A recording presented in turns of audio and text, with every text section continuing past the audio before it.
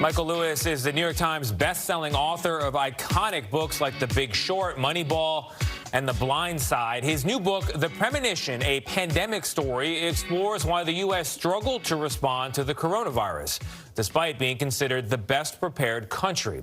The book highlights some of the public health experts who fought for years to get us ready for a crisis exactly like this one. Michael Lewis joins us now. Michael, good morning to you. You've described this book as a kind of superhero story where the superheroes seem to lose. What do you mean by that?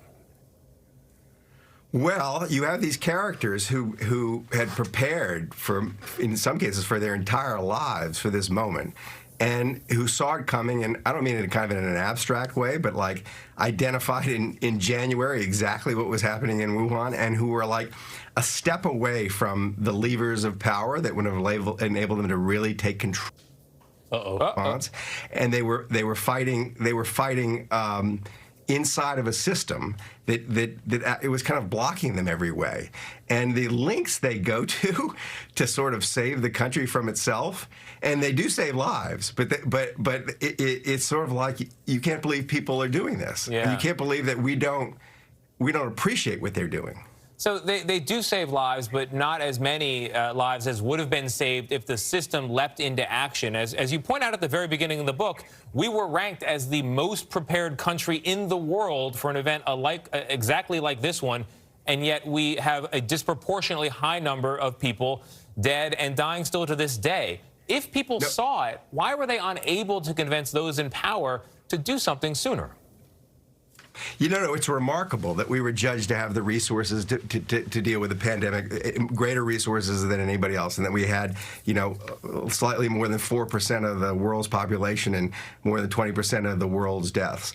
And I think the answer is that this particular threat, I mean, for the first place, if you back away from it, and I think we've let corrode the government sort of risk management function, that we have all these institutions that are there to manage these kind of risks, and we've not cared for them. We've let them fall into disrepair. And then added to that, the Trump administration didn't have a particular interest in managing them in the first place and didn't really get their minds around them. But beyond that, I mean, with a threat like this, it almost requires an extraordinary trust in government, because you need to take action before, you know, when the sky is blue, that you're dealing with an invisible enemy that replicates exponentially. And by the time you see you're in a mess, by the time you see people, you know, sick and dying, the virus has overrun you, and you've lost your chance to control it. And that was the period, sort of January to like late March, where our response, you know, it required us to sort of have a faith in our leadership that we lacked. Michael, we like to believe that we have a great healthcare system in this country, but you basically say it's completely broken. And one of the heroes of your book, Dr. Charity Dean, says the U.S. doesn't really have a public health system. It has 5,000 dots, and each one of those dots serves at the will of an elected official. And almost everybody you talk to is also critical of the CDC, who's sort of supposed to be the heartbeat in the response to the pandemic. Why are we so broken? Well, there isn't a system, right? I mean, it is 3,000 of these local people on whom the burden falls, and they were given, and they aren't networked. And there isn't like a lever you pull at the federal level and everybody responds.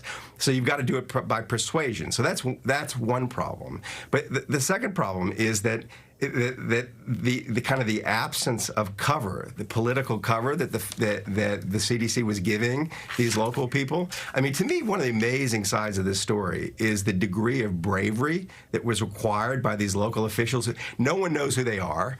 No one knows what they do, but when they do it, they infuriate people. And what they're doing is, you know, saving lives. And what they required was just like a little help from above.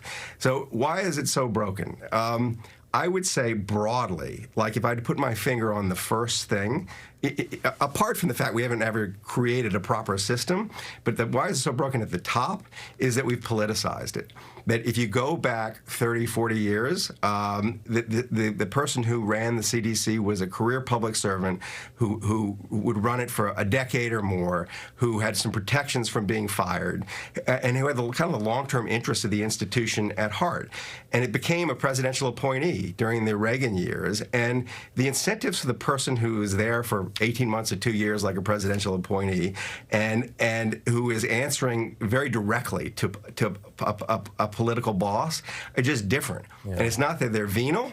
It's just that they're more short-term. It's a bit like the difference between having, a renter in a house and a homeowner. Yeah, it's a good point. It's a good line as well, and you write many good lines. And one of the best parts of the 60 Minutes piece on you on Sunday is the opening shot in what appears to be, I guess, your writing room, this semi-dark space. You've got headphones on.